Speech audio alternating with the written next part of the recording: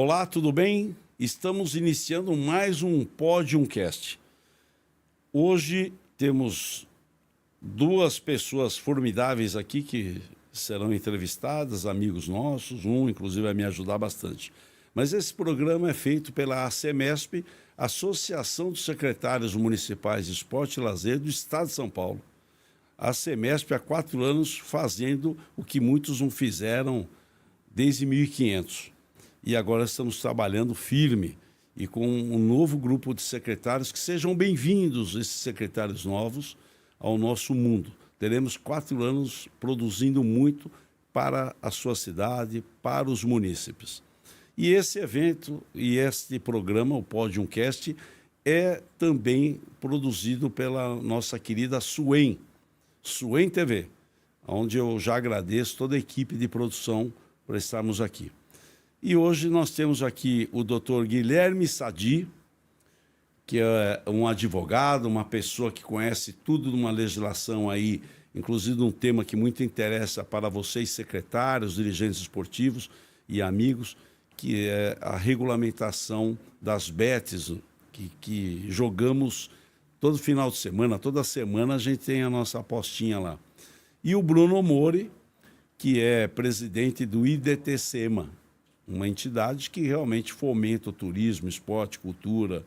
É uma pessoa amiga nossa, frequentadora aqui do Podiumcast. Seja bem-vindo, doutor Guilherme Sadi, e que vai nos abrilhantar com os seus conhecimentos aqui. Bom, primeiro, boa tarde a todos e a todas. Queria agradecer Mausler e Bruno. Uma satisfação estar aqui com vocês. A gente vai debater um pouquinho sobre esse tema muito interessante, que a gente está a todo vapor no mercado brasileiro, e vai ser um enorme prazer a gente estar conversando aqui. E aí, Bruno? Firme também? Você só viajando, levando tudo para o Brasil e para fora, né? Verdade, meu grande amigo e mestre Mauser, prazer e privilégio estar aqui com você, assim como meu amigo Guilherme Sadi, e poder estar aqui no Podcast falando desse assunto tão importante para toda a cadeia produtiva e econômica do Brasil, especialmente para o mercado esportivo. Que bom. Doutor Guilherme, as bets já estão há muitos anos aqui que a gente tem visto essas casas de apostas, que possamos falar assim, se essa é a minha terminologia, mas de fato a regulamentação veio agora. Antes, elas estavam estabelecidas fora, mas podiam jogar aqui. Hoje, essas empresas, com a regulamentação, elas já estão sediadas aqui. E como foi esse processo de trazer esta modalidade para o Brasil, que é polêmica, mas tem uma coisa boa, gera empregos, oportunidades, uma série de coisas. Então ninguém é obrigado a apostar. Mas o importante é que todos precisam trabalhar, ter oportunidades que geram muitas oportunidades. Gostaria que você fizesse essa explanação para nós. Perfeito. Bom, o mercado de apostas e jogos no Brasil, ele já é antigo, né? A gente já vem há muito tempo falando sobre bingos, jogos, e a gente tinha uma regulamentação lá atrás, depois foi revogada.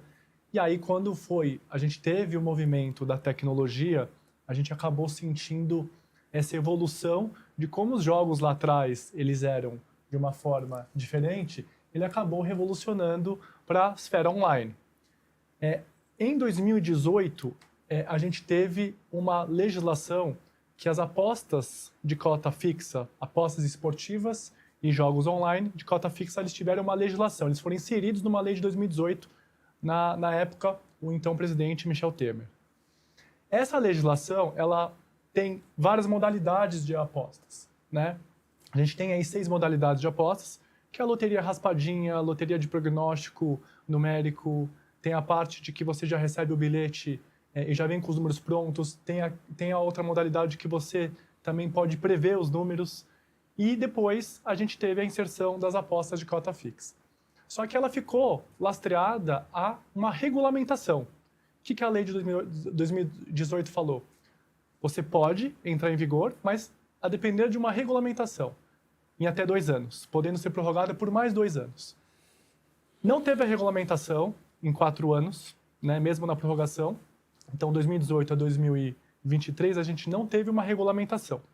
E a gente ficou numa era cinzenta. É o que a gente fala no setor. A gente estava num momento cinzento. O que é o momento cinzento? O momento cinzento é que as bets, considerando que havia uma legislação já prevendo essa possibilidade, elas falaram, olha, já tem uma legislação, só que não tem uma regulamentação. Então, eu vou constituir minhas empresas fora do Brasil, em países que permitem a exploração de apostas esportivas e jogos online fora do Brasil, e vou oferecer ao mercado brasileiro. Por conta da competência territorial. Ou seja, eu estou numa offshore, estou numa empresa sediada em Curaçao, em Malta, em Gibraltar, e outros países que permitem isso e têm incentivos fiscais também para isso. Então, eles foram sediados lá até que a regulamentação viesse no Brasil. Quando o governo brasileiro começou a ver esse movimento grande das bets no momento pandêmico, porque começou no momento da pandemia, todo mundo em casa, vindo as bets, todo mundo jogando, e isso foi crescendo ao longo ali pandemia e pós-pandemia, o governo brasileiro começou a enxergar uma oportunidade, geração de emprego, geração de arrecadação de tributação e movimentação econômica aqui no país. Sem dúvida. E aí foi quando a gente teve um dos pilares do arcabouço fiscal, que é trazer esse setor, esse segmento para o Brasil e poder gerar tudo isso que a gente mencionou. Em 2023, final de 2023, em dezembro, em especial, a gente teve a regulamentação. E a regulamentação ela veio para poder trazer qual que seria esse mercado cinzento para o mercado regulado e quanto tempo isso seria adaptado. Então, em dezembro de 2023, a gente teve a regulamentação e estabeleceu portarias. O que são portarias? Atos do poder público para poder regulamentar cada tipo de segmento, subsegmento ali do setor. Exato, modalidades ali no setor. E aí, durante o ano de 2024, a gente teve essa adaptação do setor. Então, ainda em 2024, as bets continuaram na zona cinzenta e elas aplicaram para licenças federal. E nessa licença federal, a gente teve um ano de adaptação, até entrar o mercado regulado em janeiro agora. De 2025. E aí a gente pode discutir depois o mercado estadual e o mercado municipal também, que são outras frentes que são exploradas no Brasil da mesma forma. Que eu particularmente desconheço muita coisa. Alguns, até o Bruno nos ensina, nos fala, né? Mas você é o que conhece tudo. E isso foi bom, porque foi um avanço, porque ficaram uns 5 anos, né? Numa situação, e há um investimento dessas empresas para isso, né? Então, agora, com a regulamentação, realmente dessa oportunidade. E eles conseguiram transferir as suas sedes para o Brasil? Exato. Então, o que a regulamentação previu? Que todo mundo, toda empresa, a casa de aposta que quiser atuar no Brasil, ela precisa cumprir uma série de requisitos prevista nessa regulamentação, que é a abertura de empresa no Brasil, com CNPJ local, com sede aqui, com instituição financeira ou de pagamento localizada e permitida pelo Banco Central, sócio brasileiro de 20% e uma série de outros requisitos que ela é bem rígida. A nossa regulamentação ela foi inspirada na regulamentação de UK, tá? Do Reino Unido. Então a gente importou, tropicalizou e aí colocou isso para ser implementado. Interessante, porque, Bruno, quando teve a legislação dos bingos, a primeira oportunidade que teve foi em 94 com a Lei Zico. Que na época até eu cheguei no Congresso Nacional para ajudar, porque o esporte teria o seu benefício nisso. Então já tinha um envolvimento muito grande ali. 98 veio a Lei Pelé, onde conseguiu. E muitas vezes a gente ia discutir, éramos chamados no Congresso Nacional, e até em alguns depoimentos que existem lá, estão gravados, e eu dizia o seguinte, olha, o Legislativo fez a parte dele, com relação à regulamentação dos bingos. Quem não está fazendo é o Executivo, em termos de regulamentar, da segurança. Mesmo assim, beneficiou muito o esporte, ajudou e muito. E numa das audiências eu provei os benefícios que o investimento dos jogos fizeram para os segmentos esportivos. Teve federação que até sede comprou própria, que era um sonho ter uma sede. E aí, Guilherme, e veio e depois parou. 2000 veio a Maguito Vilela, depois parou, não quero, etc. E foi péssimo para nós. Agora não, está vindo algo sério. E por que eu disse isso? Porque a gente sempre se espelhava num exemplo espanhol, que os espanhóis investiam. Agora você deu uma informação que eu desconhecia, que o modelo do Reino Unido é o que leva. E a gente percebe todas as camisas dos times de futebol, Bruno, todo mundo lá tem propaganda de casa de apostas. Então o Reino Unido, eu não imaginava que tinha essa qualidade, expertise nos jogos. Exato. E o Reino Unido ele foi um dos pioneiros, na verdade, no setor de apostas no mundo. A lei lá é de 2005. 20 anos, está fazendo 20 anos neste ano. E aí a gente acaba vendo, pela legislação de lá que está muito madura já, né, com 20 anos em vigor, muitas coisas que foram adaptadas e mudadas ao longo do tempo. Óbvio que a gente está falando de diferenças culturais também, né? Então tem diferenças culturais enormes entre Brasil e Reino Unido. Mas a gente acaba vendo alguns avanços que hoje lá possui, que a gente já começa a enxergar que o Brasil ele fará adaptações necessariamente, mas a gente está num começo de mercado regulado que a gente precisa entender, a gente precisa de dados, né? Entender como serão as apostas esportivas, como os clubes reagirão, como as federações e confederações, os próprios jogos online, porque a gente está falando de aposta de cota fixa. Cota fixa é uma aposta que eu prevejo quanto eu posso ganhar, qual que é o meu multiplicador das odds ali, né? Qual que é o meu multiplicador? Então é essa previsão que é importante, e pensando no esporte, até dar essa previsibilidade e uma segurança para o setor de ter uma regulamentação forte, por exemplo, no esporte, para evitar manipulação de resultado, por exemplo. Né? Ninguém tem interesse na manipulação. Sem dúvida. Né? Vai pôr em risco para quê? O maior prejudicado é o setor esportivo com isso.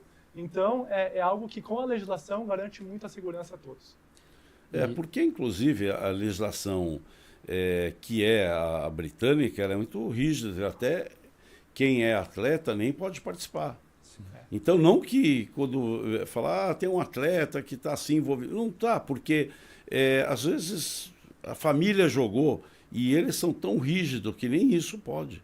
Então, não que houve manipulação, mas sim o desejo do cara querer fazer uma aposta e deu esse tipo de boato. Mas o importante é que é bem sério e as empresas são sérias. Como você disse, ninguém quer pôr em risco algo que é a sua empresa para funcionar. Ninguém quer. E ainda que foi aqui, né, esse marco regulatório, ele foi uma cobrança de 30 milhões de reais para ter a licença, né, de cada uma dessas empresas, com 5 anos de poder exercer que e 3 marcas de investimento. E 3 marcas para poder trabalhar, tanto a Bet como online.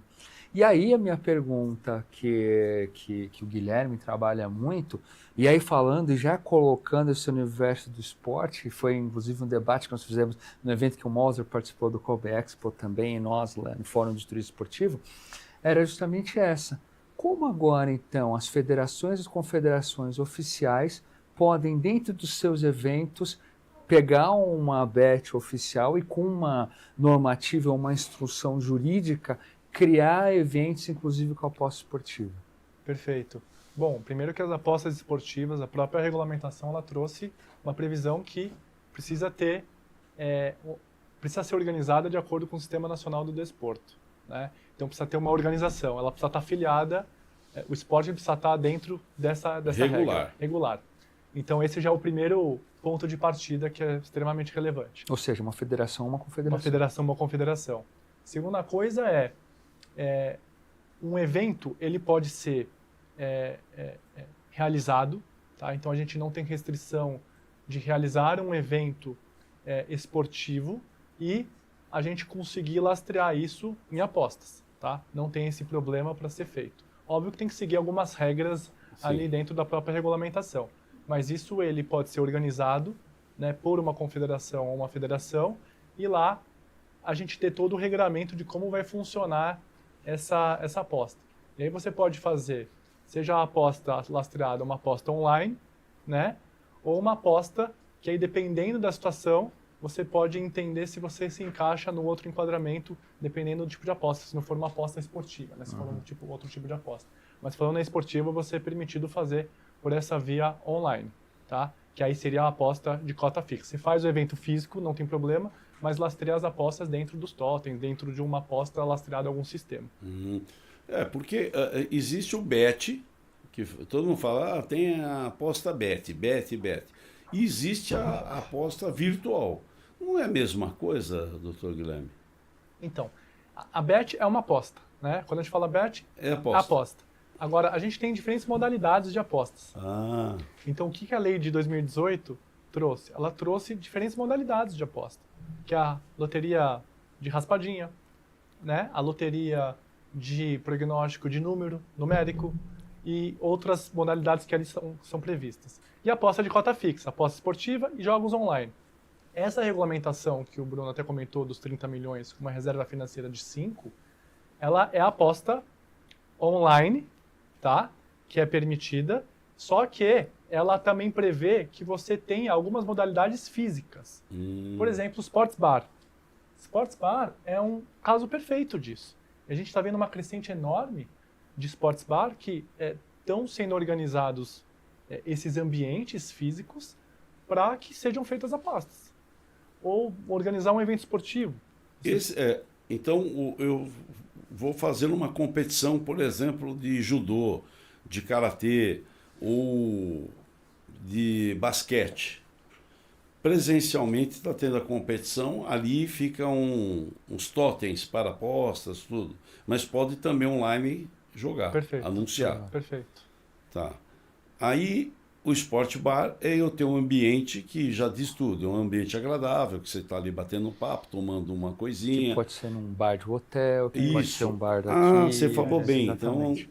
Então, essa é uma construção. Então, que é já a tua praia, né, Bruno? Olhando para o setor de turismo, a ideia é quais são as oportunidades para criar novos e aumentar o faturamento de um bar, de um restaurante, de um hotel, com uma parceria de uma bet que está com essa licença para operar todas essas modalidades que eles têm direito, que é tanto a aposta esportiva como também os jogos online, né? E aí, da mesma forma, dá para fazer esse complemento por um evento ligado a uma confederação, uma federação acontecendo dentro e fora do evento, né? Sendo transmitida e tendo esses regramentos aí da modalidade. Exato. E isso traz muito patrocínio, né? Porque se você faz um evento, né, você consegue trazer esse patrocínio de uma casa de aposta por conta do evento. Como se estivesse no estádio, né? Você vai no jogo de futebol, tem todas os letreiros ali das marcas expostas dentro de um evento esportivo. Não, e ali você vê acontecendo várias competições que a gente vem discutindo. É que o Bruno, ele esquece de mim fácil, né? Eu falo, Bruno, vamos conversar, vamos ver, porque nós temos o CEADESP, que é o Sindicato Patronal das Federações, que pode ser o guarda-chuva ou individualmente, estimular várias competições. Eu lembro, Guilherme, na minha juventude, eu tinha um vizinho que ele jogava palitinho, mas tudo ele queria ganhar. Palitinho, era truco, era barato. Eu falei, como que esse cara conhece tanto de truco, tranca? Se inventasse chutar... Teve uma vez que vamos ver quem chuta mais longe a bola. Ele lá disputando com a turma.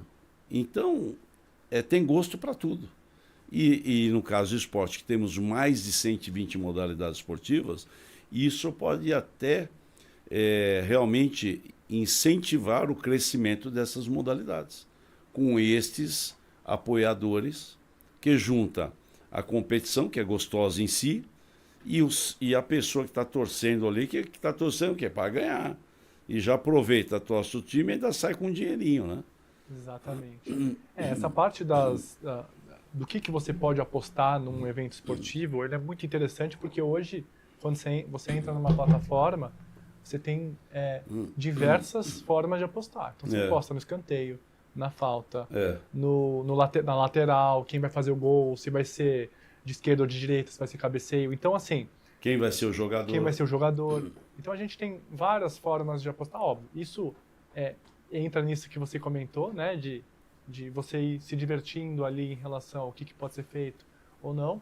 Mas também isso aumenta os ganhos da própria casa de bet, né? Que quanto mais oportunidade ela oferece, mais rentabiliza ela vai ser ali dentro do E jogo. isso, viu, Mauro, que acho que esse agora é um momento, porque agora que começou, dia 1º de janeiro, oficialmente, nós estamos começando março. Então, esse é o momento porque 90% de tudo que era aposta esportiva estava ligando só ao futebol. Então, pegando agora com uma CA10, com uma liderança como a sua, conversando junto com o Guilherme e outros players, eu acho que esse é o momento de começar a apresentar para essas 172, se eu não me engano, que eu vi a última listagem, que já estão com a licença, Instaladas, né? de mostrar que por que não um basquete, um beisebol, um badminton, um tênis no Brasil não pode estar envolvido. E primeiro, porque muitas vezes essas bets, vou falando de bet nas casas que têm a licença, não conhecem ninguém daquele esporte. Né? E não sabe como funciona o esporte direito. Então a gente precisa criar agora, é o momento de criar esse momento de intersecção Sim. e aí sim criar esses novos formatos. Por quê? Agora que é totalmente formal e tinha mais de 6 mil antigamente, né, que agora não vão ser mais regulares, vão ser ilegais, porque tem as legais, e agora vão ser totalmente legais, ou seja, contra a lei. Estão sendo derrubadas, inclusive. E ninguém quer jogar nessas, vão querer nas oficiais. Não, oficial. Lógico. Então, essa oportunidade que agora, porque todas elas estavam no mesmo segmento, só futebol, só camisa de futebol, só placa de futebol. Então, olhando para as entidades dessas outras 120, 119 modalidades, sem contar o futebol, e até vou além, porque estava só o futebol de campo, nem o society, o salão, não tinha, né? Então, é Nós um temos momento até o agora futebol de de mesa. introduzir. Exatamente. Então, é o momento de criar essa sinergia Que bom. e fazer essa interação com o relacionamento do Guilherme, com o relacionamento do mercado e apresentar as modalidades esportivas. Vamos construir isso, marcar uma reunião com alguns presidentes e fazer uma apresentação, porque, Guilherme, é interessante, porque eu conheço muita gente que não gosta de futebol, incrível que pareça. Eu gosto de ver tênis, eu quero ver basquete, até torce por um time por causa da família, do pai, da mãe, porque era São Paulino, corintiano, palmeirense, sei lá, santista. Mas eu gosto de ver tênis. Eu conheço amigos que gostam do rugby. E agora com a NFL que fez o ano passado, o Philadelphia, que foi o campeão da Super Bowl, e que fecharam o contrato para esse ano, você precisa ver o que está crescendo no futebol americano. A garotada não quer assistir futebol. Quem está indo ver é veterano. Agora, essa juventude e até média idade gosta de ver o quê? Gosta de tênis, vôlei, basquete, natação. Vê o que é? Lutas. Lutas nós temos mais de 20 modalidades voltadas às lutas. E que é um público. Fim de semana teve um campeonato de judô, Copa São Paulo de Judô, que eu mando um abraço para o nosso presidente Henrique Guimarães, que é medalhista olímpico. Sensacional. Ginásio de Ibirapuera, sexta, sábado, domingo. 5 mil pessoas. Muita gente. E não é nos 3 dias. Uma média de 3.800 pessoas na sexta-feira, umas quase 6 mil pessoas no sábado, no domingo quase 4 mil e poucas pessoas, uma média de 5 mil pessoas. O ginásio de Ibirapuera, o grandão, panelão. Agora vai fazer no fim do mês um ginásio em São Bernardo, que é o que comporta também ter 6 a 10 mil pessoas no ginásio. Então imagina, de público, fora o de atleta, mais de 1.200 atletas competindo. E são pessoas voltadas com aquilo. Você acha que não querem apostar? Né? Ainda é transmitido na televisão. Sim. Então é uma oportunidade e que eu sempre vejo que ninguém é obrigado a fazer o que não quer, que até eu falava na época dos jogos. Eu nunca vi na calçada de um bingo alguém trazendo uma pessoa para dentro, puxando. Não. A pessoa quiser entrar, entra. Mas nunca foi obrigado a fazer nada. Agora, o que nós temos que ver por trás disso é o que gera de oportunidades, empregos, impostos, para que a gente não tenha uma carga tão grande, tenha modalidades que possam preencher isso. Então, isso que é importante, que temos uma discussão vendo isso com algo positivo. Então, isso que é importante. E essa que é a visão. E além disso, aproveitando, ele até começou a falar, essas outras modalidades, e agora falando, por exemplo, da loteria, que só tinha a caixa, e aí só chegava para um pedaço, ela chega à oportunidade dos estados e dos municípios. Eu acho que seria uma coisa também do Guilherme poder abordar para nós. Porque, inclusive, tem muitos secretários aqui. Como é que ficam os municípios nisso? Sim. Fala para nós, Guilherme, abre o coração. Bom, a gente falou agora um pouco sobre a federal. A federal, que nem o Bruno comentou, a gente tem aproximadamente 73, 75 licenças concedidas pelo Ministério da Fazenda, e dentro dessas 75, a gente tem até 3 marcas. Então, a gente está falando de 170 a 200 empresas hoje que estão operando no mercado federal, apostas de cota fixa e jogos online. Só que a gente tem outras 2 camadas, estadual e municipal. Em meados de 2020, a gente teve uma conclusão de 2 julgamentos de ADPFs, tá, lá no STF, que é a 492 e a 493. Essas ADPFs, elas foram movidas uma por um estado e a outra por uma associação. O que eles discutiram? Veja, tem uma questão constitucional de que a União ela não tem o monopólio sobre a exploração de loteria. A Caixa entende que tem, Pois é. mas não é bem assim, né? Entendia. Entendi. E aí que onde teve a discussão. Pela Constituição, ela não tem essa competência exclusiva na exploração de loteria no Brasil. Isso foi sendo discutido no STF e teve uma decisão em 2020, em que foi reconhecido aos estados e Distrito Federal a permissão de explorar loterias dentro do seu estado. Ele pode instituir no seu estado. Pode instituir no seu estado, mas ele colocou algumas regras. Quais são as regras? Estados, vocês podem explorar loterias dentro dos seus estados, desde que você respeite a legislação federal, lei de 2018, que institui quais são as modalidades lotéricas que vocês podem instituir dentro do estado, e a regulamentação de 2023, que é o que a gente tem de apostas de cota fixa, de jogos online e apostas esportivas. Então, tem que respeitar a legislação federal, que aí sim a gente tem uma hierárquica as normas, né? Ou seja, você tem que respeitar a federal. Então, você não pode instituir uma lei estadual que ela sobrepõe à lei federal. Sim. Então, a gente tem uma lei federal a ser respeitada, que é a lei de 2018, e também essas regras da regulamentação de 2023 que a gente mencionou. Com base nisso, os estados têm a competência administrativa, que a gente fala legalmente. O que é competência administrativa? Você institui como será operacionalizado isso dentro do seu estado. Então, você regulamenta, você emite o edital, você institui como vai ser a operação, o que você precisa, quantas casas de apostas poderão ter essa exclusividade ou não. Então, você pode determinar esses elementos dentro do seu estado, respeitando a legislação federal. Sim. Então, os estados, desde então, eles estão permitidos a explorar essas modalidades lotéricas, essas 6 modalidades lotéricas. Tá? O que aconteceu nesse meio do caminho? Teve uma discussão de que, se eu posso tudo. Eu posso também explorar nacionalmente.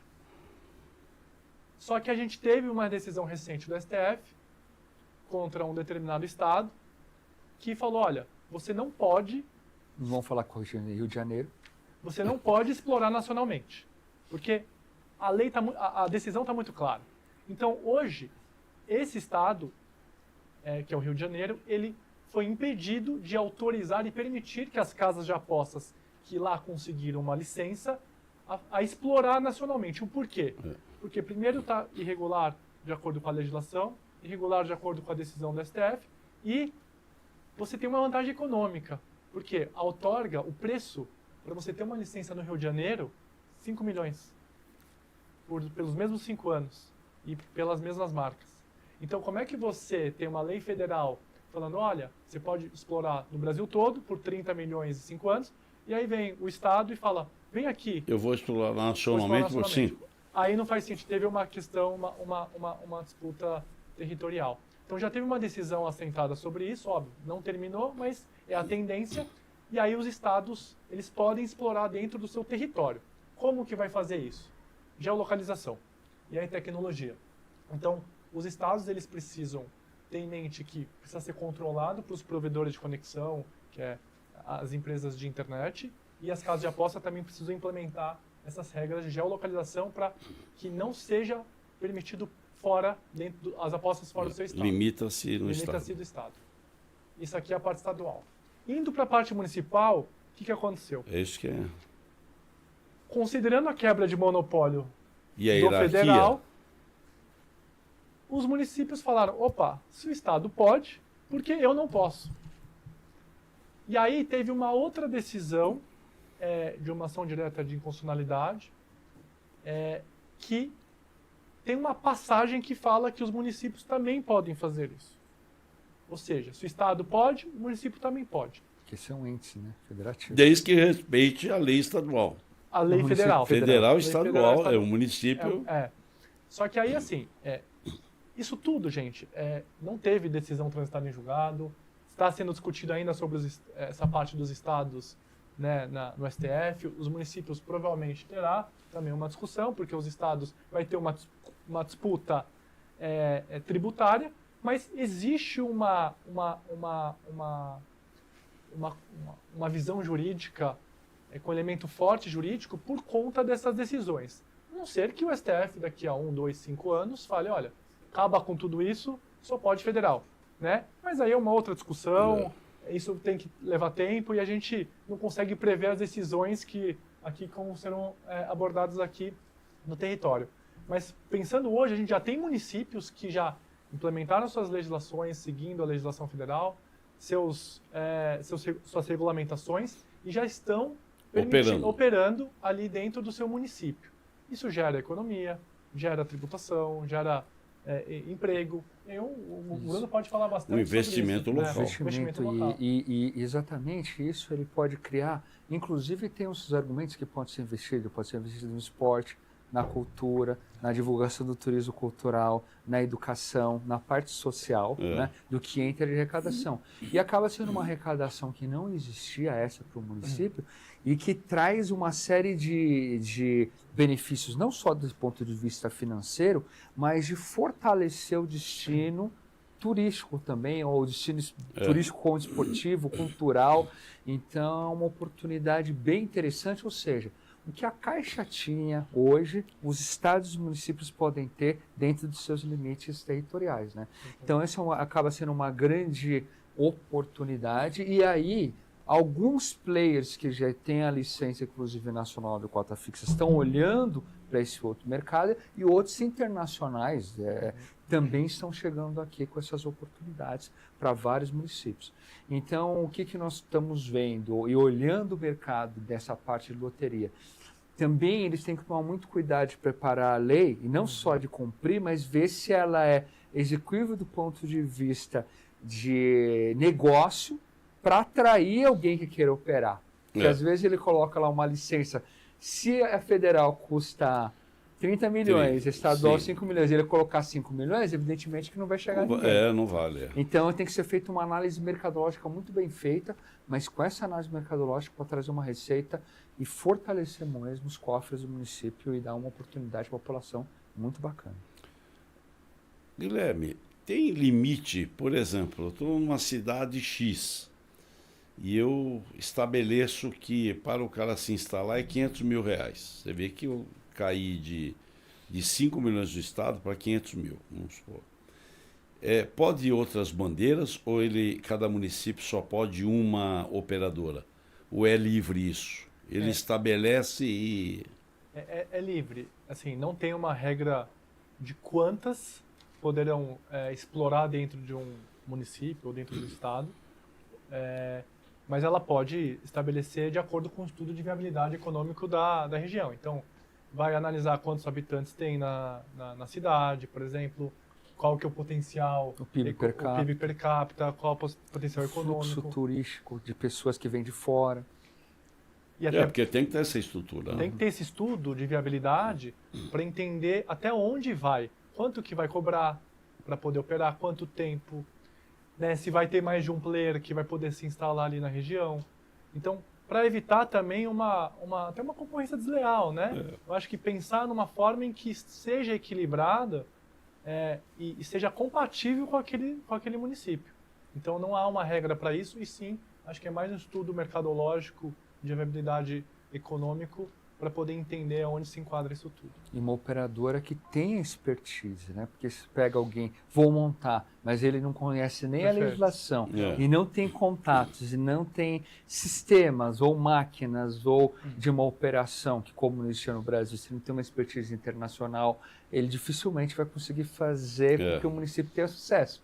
Vai ficar um tiro no pé e acaba que a legislação perdeu tempo, criou e não aconteceu nada. Isso também está acontecendo.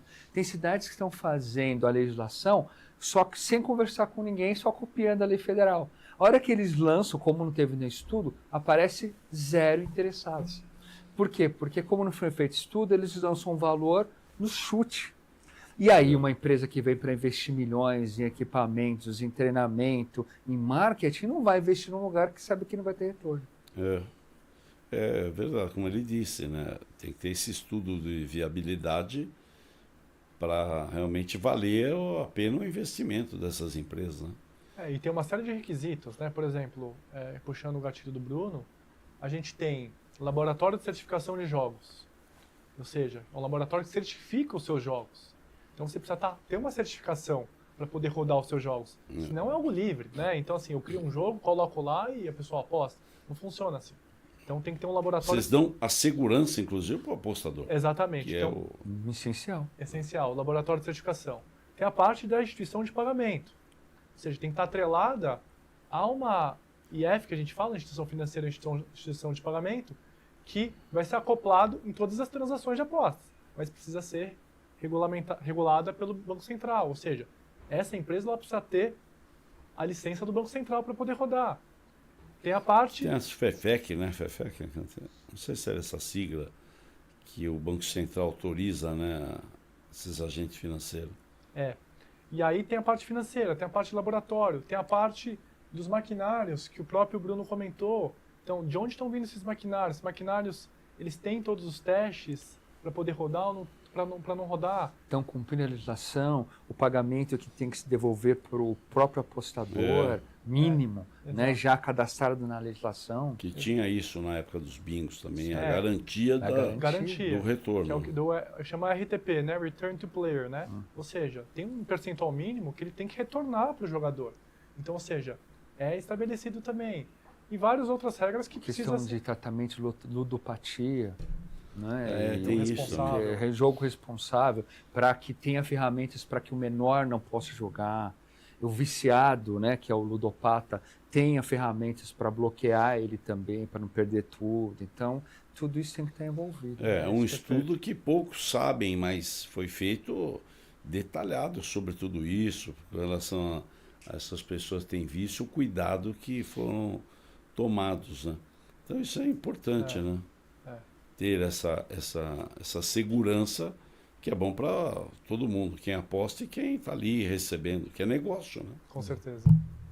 E isso para os municípios, né, e falando dos secretários da SEMESP, né, dos secretários municipais de esporte, lazer, e muitas vezes são de turismo também, ele cria uma nova oportunidade de receita, de trazer novos eventos e também de fortalecer a população. Porque, sim, tem gente fazendo aposta e jogando a loteria caixa. Quantos chegam para o município?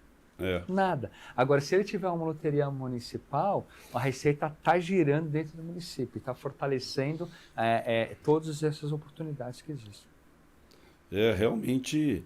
E nesse entusiasmo dos jogos, existe ainda campo para mais investimento, né? Porque existe uma expectativa de voltar bingo, cassinos, jockey com uma legislação também muito mais rígida, né? Que não é assim, cada esquina tem uma casa, né? Sim, aí Guilherme pode até colocar agora, né? A 2234, né? O processo que ela está andando, que é Cassino Integrado Resort, Cassino Turístico, Bingo e que vão ser os físicos, né? E isso é interessante com tá o andando. resort e tudo. Porque você viaja para fora, você vê uns hotéis ali, pô, você vai jantar, tem ali tudo, as máquinas, o sucesso que é Las Vegas, vê alguns países aí, a Macau, própria Singapura, Inglaterra. Uruguai, Aruba, Sim. Orlando também Miami, tem Miami. Miami, sim. Pô, e quando não tem uma legislação, o que vem? Vem um navio aqui para que a pessoa possa ir lá se distrair, né? E é uma brincadeira lúdica, né? Bom. E aí vai ter uma entrada aí de 70 bi de dólares previsto, né, de investimentos. Mas o Guilherme pode falar um pouquinho dessa Você está também como tá? acompanhando essa parte e prestando essa assessoria jurídica, né, nesse processo. Sim, a gente tem um PL que está em andamento, né, um projeto de lei, que é o 2234. Ele está para ser votado, né, Bruno? Ele era para ter sido votado no final do ano passado, e aí a gente agora está na expectativa de que ele seja votado neste ano, em especial o primeiro semestre, mas ele trata exatamente nisso que o Bruno comentou, né? São os cassinos online. Finalmente a gente pode falar que é cassino, né? Porque hoje a gente não pode falar que existe cassino, são os jogos online, não é o cassino. Então a gente vai ter o cassino físico, vai ter o bingo e o jogo do bicho. E aí tem uma série de regras nesses PLs, se eles forem aprovados da forma como estão, ou se eles vão passar por alguma modificação. Mas, enfim, tem todo um regramento, dependendo do tipo de tamanho de local, número de habitantes, eles vão ter que ser acoplados a áreas de complexos de lazer. É isso que é importante, né? Essa parte turística, né? Exatamente. E aí entra uma análise enorme, porque serão espaços físicos praticamente replicando o que você bem comentou, né, de Las Vegas, de Miami, de locais que têm essa permissão para poder explorar esse tipo de atividade. E aí vai entrar um investimento enorme, que nem o Bruno comentou. Porque aí sim, na nossa visão, é um investimento mais massivo. Porque entra a estrutura física, uma geração de empregos mais massificado, uma tributação muito mais forte. Não que no mercado online não seja, porque o mercado online hoje ele gira na faixa de 100 bi, né? Aqui no Brasil, entre 100 a 150 bi por ano.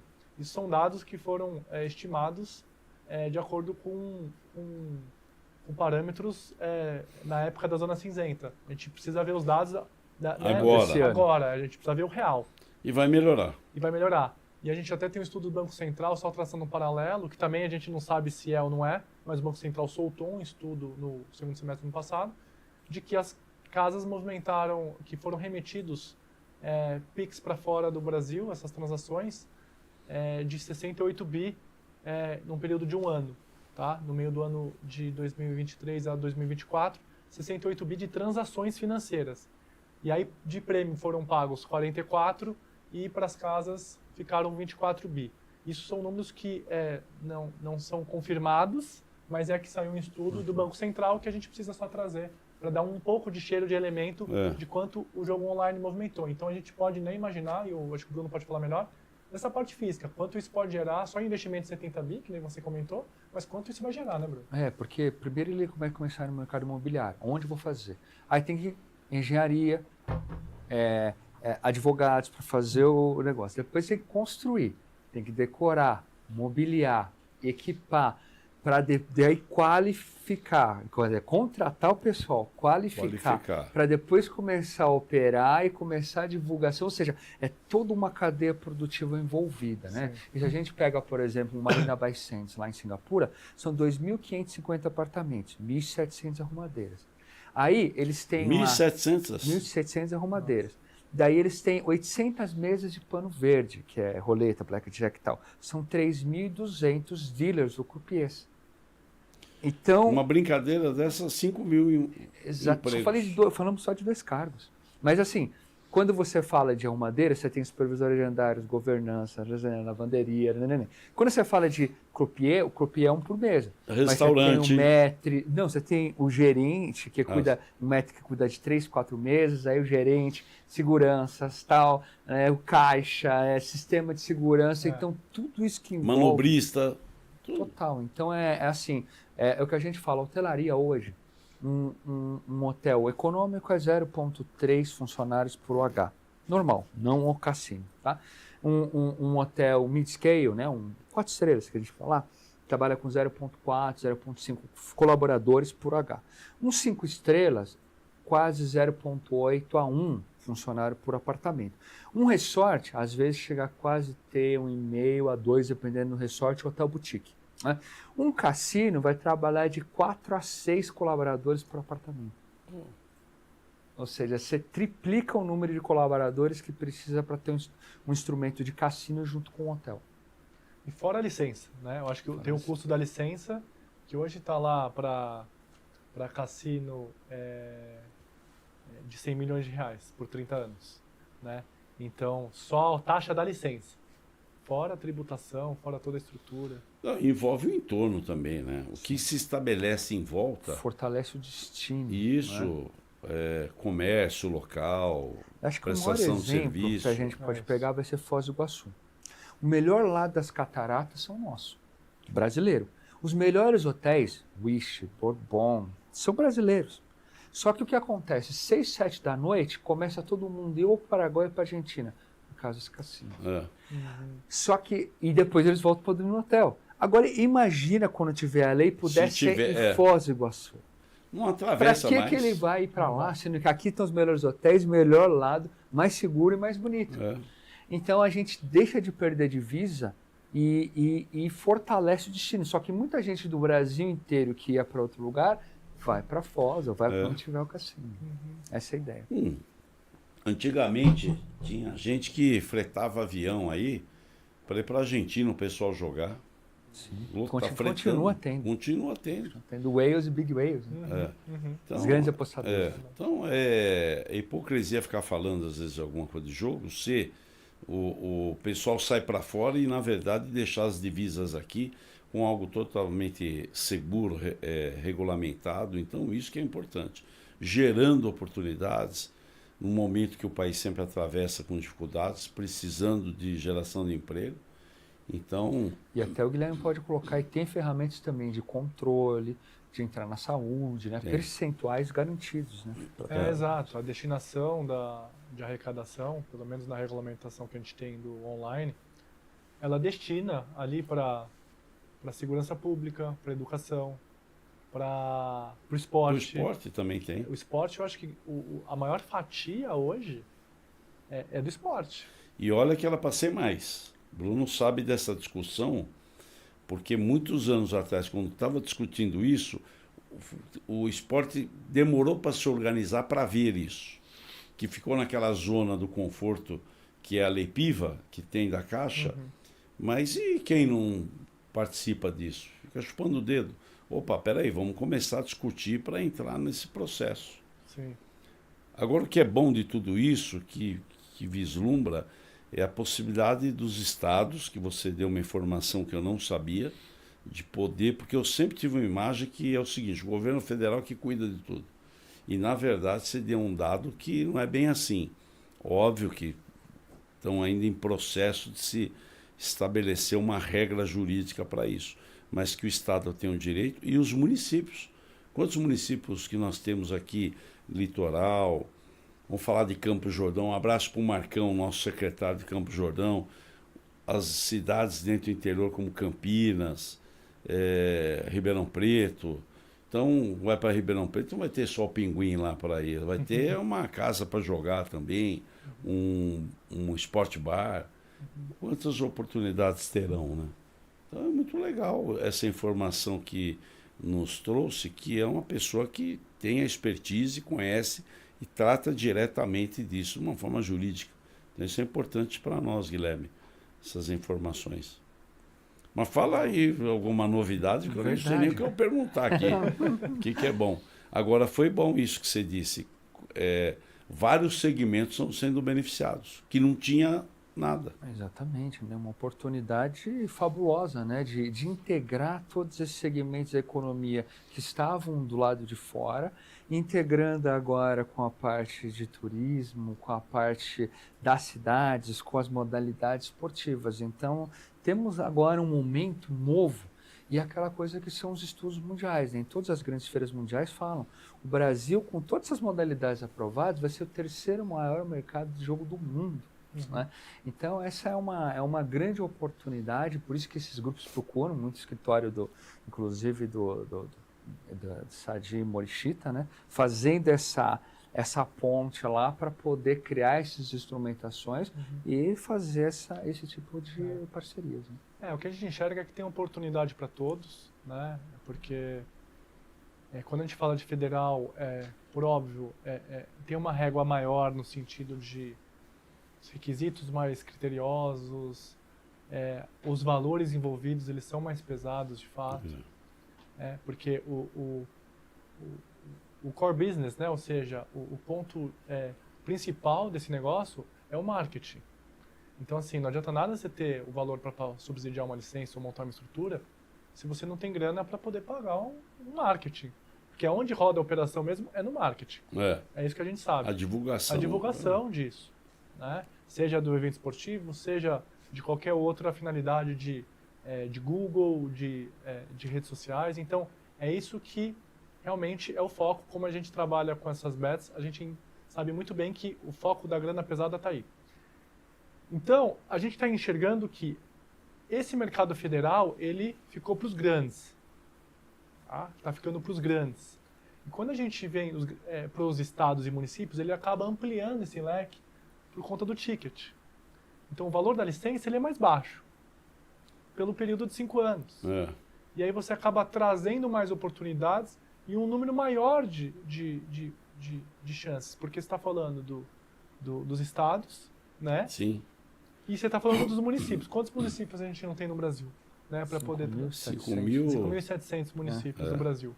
Então, abre-se um leque enorme para que, dependendo do tamanho do município, você pode instalar mais de uma ali dentro. Né? Você pode garantir outras oportunidades. Depende do município, tem a região. Não está naquele, mas envolve 30, 40 cidades no entorno. Exatamente. Sim, com os consórcios, né? E o consórcio pode depois até criar, no primeiro momento não, mas depois ele vem, depois como se fosse uma ata, ele já vai replicando e vai criando as oportunidades. Só aqui na Grande São Paulo, que temos 39 municípios, tem 5 consórcios de regiões. É muita coisa. Então, uma boa essa que você falou. E aí, quando você olha também, sim, claro, todo mundo olha para uma megalópolis como São Paulo, mas até uma cidade pequena, às vezes de 3, 4 mil habitantes, pode ter uma operação menor, mas que possa ser altamente rentável pelo fluxo que ela tem. Hoje são 70 instâncias turísticas, né? E uma das menores delas, por exemplo, é a Água de São Pedro. São 3 ou 4 mil habitantes lá. Só que você tem um grande hotel Senaco, você tem uma cadeia produtiva de bares e restaurantes super interessantes e tem um fluxo turista de 10, 20 vezes a população deles todo final de semana. Né? Então, essa integração que pode ter de um destino, por menor que seja, ou de uma cidade, só vai depender de um estudo, de um bom formato de direito, para que possa fazer um bom e a cidade ter um produto realmente interessante do ponto de vista de uma loteria municipal. E com uma parceria também de uma federal com uma bet grande, num evento que pode estar acontecendo, ou até dentro do bar do próprio restaurante. Por que não também? Exato. Agora, o que você falou também, eu estava vendo uns dias atrás, eu não sei se foi a Espanha, o Paris, que quebrou o recorde de turismo do que foi no ano anterior, que foi um percentual maior do que o esperado. E o que é fraco no Brasil, com tudo que nós temos de belezas naturais, etc., um povo receptivo aqui, é o celeiro do mundo, temos imigrantes de todas as partes do mundo aqui. Então, e o turismo é fraco. O pessoal acaba não vindo. Com a regulamentação dos jogos, com certeza, eles que vão atravessar a ponte para vir para cá. Exatamente, aumenta a competitividade. Vamos supor que nós temos um hotel boutique muito bom em Ilhabela. É maravilhoso Ilhabela, o hotel boutique é tão melhor. Mas às vezes você vai pegar um hotel boutique em Cancún e ele vai até lá por quê? A praia é tão bonita quanto, mas lá ele sabe que vai ter uma operação de jogo, então ele vai lá para se divertir. Ele sabe onde vai ter jogo, também vai ter um entretenimento, então vai ter música ao vivo, vai ter uma oportunidade de ter algum tipo de entretenimento diferente, então fortalece o destino. Hoje o Brasil, ele recebeu 6,5 milhões de turistas estrangeiros, não é? Enquanto a França, ano passado, foram 95 milhões, por causa da Olimpíada. Olha aí. E de estrangeiros. Mas nós temos um fluxo interno de brasileiros de 60 milhões, porque nós somos quase um continente. Só que a gente pode, com isso, duplicar o fluxo interno, passar de 60 para 120 milhões, e duplicar ou triplicar o fluxo externo, sair de 6 para 18 ou 20 milhões de estrangeiros. Isso, na verdade, do ponto de vista de PIB, só de turismo, hoje nós ficamos em torno de 7 bilhões de dólares, por isso eu estou falando de 30 bilhões, 30 e poucos bilhões de reais, que pode chegar a 100 bilhões de reais de exportações do turismo, trazendo esse novo fluxo. Internamente, se você está falando de 60 milhões de pessoas, aí nós estamos falando aí de 200, 250 bilhões de reais sendo injetados na economia, com esse pessoal que não vai para fora, que vai ter e fortalecer o nosso destino aqui dentro. Então, hoje, se nós temos 6 milhões de turistas, 6 milhões e meio de vindo, são mais de 25 milhões de brasileiros que foram para fora. E muitas por causa disso, porque ele vai para um destino que tem mais coisas completas que aqui a gente não tem. Então vai ser uma oportunidade muito legal. E com todas essas modalidades, o Brasil se torna uma potência ainda maior, porque não vai depender só de uma megalópole como São Paulo, Rio de Janeiro ou Brasília. Ele pode ser numa cidadezinha pequenininha, também tem esses mesmos atrativos. E temos muitas cidades pequenas aqui que tem uma área turística bonita. Estava vendo aí aquela cidade, acho que é em Mato Grosso, Bonito. Maravilhoso lá, mas o centrinho dele ali é pequeno, mas olha o que vai de turistas para lá. Imagina com um produto de sport bar, ou uma loteria municipal, ou mesmo até uma licença de um bingo ou de um cassino turístico. Ele potencializa, continua no turismo sustentável, mas potencializando inclusive o ticket médio gasto. Isso é muito importante. E falando dessa potencialização de ticket médio, o que a gente tem visto muito forte tendências das casas de apostas hoje. A gente tem hoje uma portaria que ela é muito forte em marketing, publicidade e jogo responsável. E ela traz várias regras do que pode e não pode ser feito. Então, por exemplo, menor de 18 anos não pode apostar. Você comentou do jogador, do dirigente esportivo. Isso. Não pode. Também, né? Quem trabalha dentro de uma bet, o sócio, quem trabalha dentro também não pode. Então tem uma série, familiares, ascendentes, descendentes, também tem que dá essa segurança. Essa segurança jurídica. Então o maior interessado, que nem a gente comentou, é a própria casa de bet, que ela não tem interesse que haja qualquer tipo de problema, porque ela que vai ser envolvida. Não quer contaminar. Não quer problema para ela continuar operando. E além disso é prejuízo para ela. Prejuízo para ela. E aí, indo nessa linha, a lei ela também vedou parte de bônus para atrair novos apostadores. Ou seja, antes as casas falavam, Bruno, mandavam um SMS, mandavam um e-mail, mandavam, te dou R$200 e venha para a minha plataforma. Então o que aconteceu? A gente viu que não houve uma fidelização de apostadores em relação às plataformas. Aceitava naquele momento, mas não era depois... porque ele estava atrás só do dinheiro. Qual que a Bet A me oferece 200, a Bet B me oferece 500. Eu vou para a Bet B que me oferece 500, porque eu vou ter mais vantagem lá para poder apostar. Só que tem algumas regras para você pegar esses R$500. Você tem que apostar tantos reais e tem algumas situações. O que o governo fez? Vedou. Você, casa de aposta, não pode oferecer mais bônus para captar apostador. Então isso não é permitido. Então qual que é a tendência hoje? Loyalty Program, que é plano de fidelidade. Ou seja, essas casas de apostas, elas estão montando planos de fidelidade para poder atrair esses usuários e dar benefícios em troca. Isso. Então vai até em linha com isso que vocês estão comentando, que quando a gente for para outros espaços físicos, por exemplo, que além de atrair esses investidores que eventualmente eles podem não ser apenas pontuais, eles podem ser recorrentes.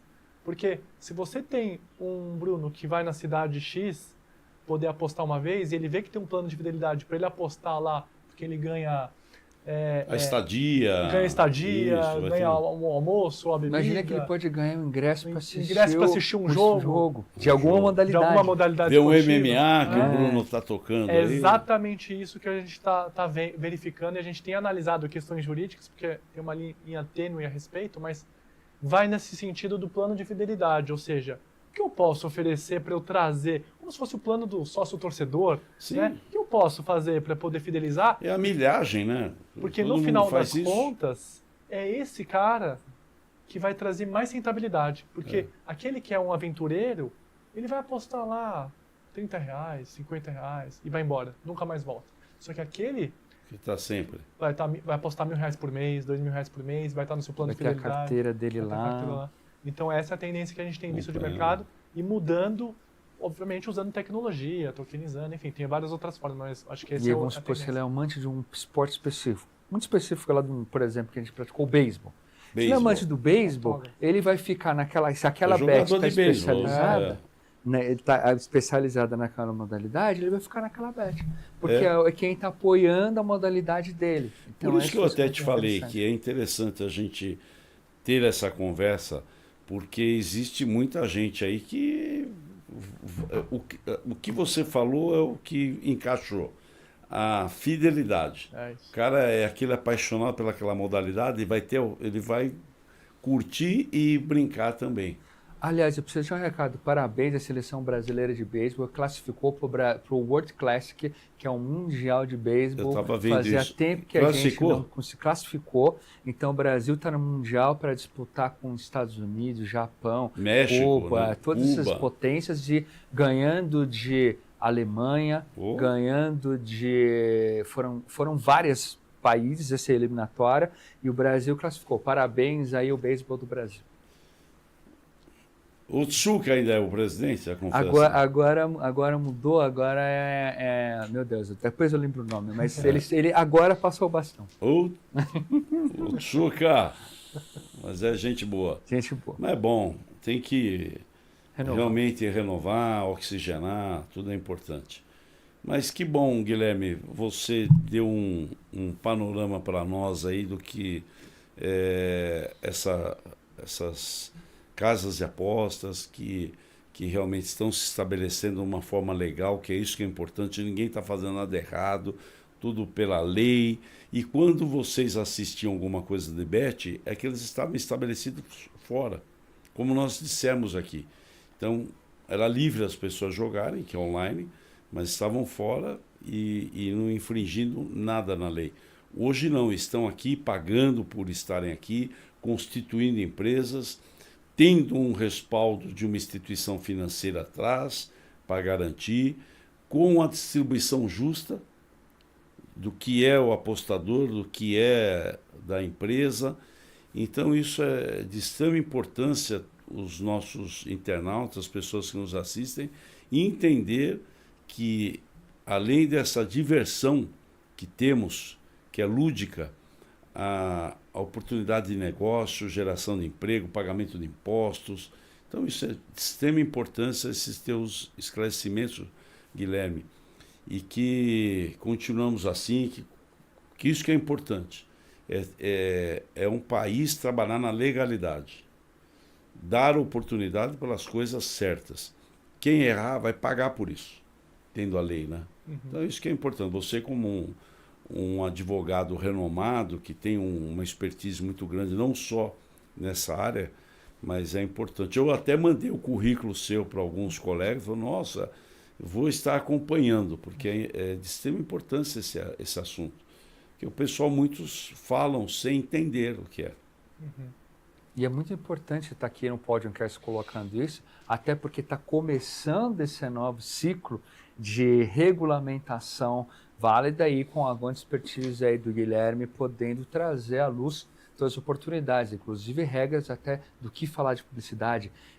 Veio mesmo até de chocolate, brinquedo, compre, pai, eu quero, não pode mais fazer isso. E hoje é a mesma coisa que acontece, né? Depois das bebidas, beba com moderação.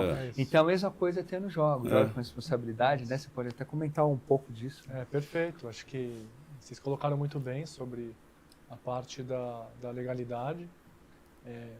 Hoje está tudo já em vigor, a legislação, né? Falando dessa parte de apostas de cota fixa, que são as esportivas e os jogos online. Então, quem está operando hoje, prestem muita atenção, tem que ter bet.br no domínio. Se vocês verem uma plataforma que não é bet.br, essa plataforma é ilegal. E aí vocês podem ter problemas quando estiverem apostando, seja para apostar, seja para sacar o dinheiro, e vocês vão estar incentivando uma atividade ilegal. Então, quando apostarem, é bet.br e todas essas regras que a gente está conversando, eles estão legalizados no Brasil, porque eles têm uma licença, eles têm um CNPJ e os apostadores têm uma proteção de onde ir atrás se tiver algum problema, né? Podem fazer uma denúncia no Ministério da Fazenda, podem entrar com uma ação contra a empresa se não tiver um saque. Eu acho que são coisas que protegem o consumidor e, por outro lado, protege a casa de aposta da mesma forma, em demonstrar que ela está legalizada, que ela não tem nenhum problema e está cumprindo as normas que foram estabelecidas. Então, toda essa parte é importante esclarecer que não tem nada mais ilegal. A parte do marketing que a gente comentou é exatamente isso, ou seja, é bom a gente ficar sempre de olho como essas casas estão adotando, porque realmente é muito sensível, né? Porque eu vi você comentando muito da diversão, e exatamente esse slogan, né? O espírito esse. O espírito é esse. de divertir. Ninguém vai ficar milionário, ninguém vai ficar rico, ninguém não comprometa sua renda para poder apostar. É se divertir. Vai brincar com os amigos, vai apostar no seu time, né? Vai num evento esportivo para poder de skate, de surf, seja qual for, organizado e que tenha ali as odds nas casas de apostas. Então, pense com responsabilidade realmente para poder apostar e garantir de que você está apostando e fidelizando dentro de uma casa e a casa de aposta da mesma forma está incentivando esse mercado e a gente evitar problema futuro. Olha, que bom esse esclarecimento que você falou. Tá ali a família se diverte, uma apostinha aqui ou ali, de quem vai sair o gol? Eu ontem dancei, por exemplo. Pensei que o cara ia fazer um gol e no fim foi o árbitro, né, que acabou fazendo. Então, e também quem estava apostando no centroavante do Palmeiras também se deu mal, porque foi o árbitro que fez o gol. Então, é brincadeira, mas no fundo a família brinca. Uma coisa, como você falou, ninguém vai ficar rico. É diversão. É passar momentos ali descontraído. Mas olha, e outra coisa, você deu um esclarecimento que eu não sabia, Bruno. A empresa .br. Bet.br. Bet.br. O BR é o que dá a segurança que mostra que ela é legal. Se não tiver BR, não faça nenhum tipo de aposta. Se não tiver o bet.br. Bet.br. Tem que ter nome bet.br. O que não tiver BR, esquece que é clandestino. Trabalhamos pela legalidade. Só para esclarecer finalmente sobre isso, o porquê o bet.br? Porque, primeiro, que é a forma de identificar quem tirou a licença, isso está na própria lei, e o próprio Ministério da Fazenda, ele que permite dentro dos sites de domínios essa liberação para quem tirou a licença. Então, quando a casa de aposta tira uma licença, ela manda o comunicado ali na empresa que libera o domínio, né, a URL. Essa empresa ela manda o comunicado para o Ministério da Fazenda, o Ministério da Fazenda fala, esse aqui pagou, cumpriu todos os requisitos, tem a licença. Aí libera. E aí é por isso que tem essa chancela do bet.br para poder atuar. Foi de extrema importância essa informação, para que nós não apoiamos nada que esteja na ilegalidade.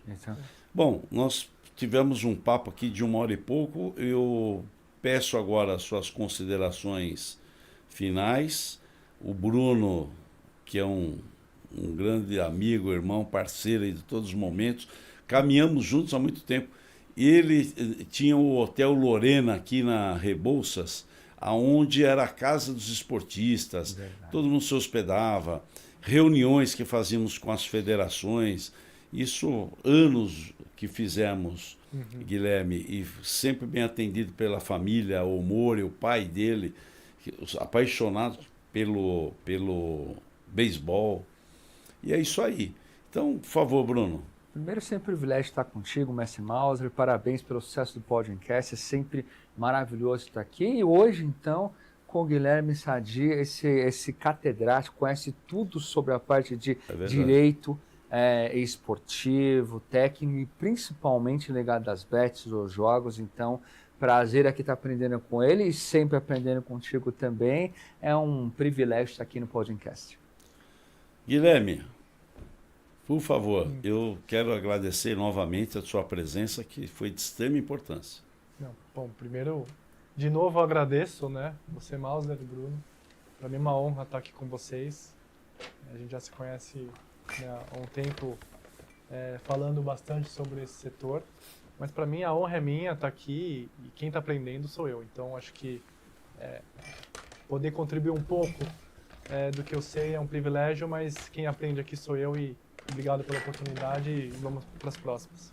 Então aqui nós temos a todos os nossos convidados uma lembrança. Obrigado. Do nosso, o Bruno já deve ter umas 3 canequinhas.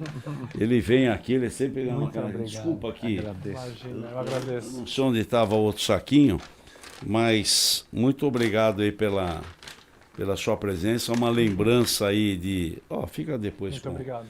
De estar nos prestigiando. Foi muito esclarecedor. Pela primeira vez fizemos uma abordagem de um tema que é uma interrogação que ninguém sabia. Hoje a gente sai aqui conhecendo como que é esse sistema, a segurança de podermos ter esses parceiros aí no esporte, para o país, para o estado, para o seu município. Quero agradecer a presença de vocês, e em especial vocês que nos acompanham. Muito obrigado. E estaremos na próxima semana aqui com mais um convidado especial no nosso Podiumcast. Gratidão, muito obrigado.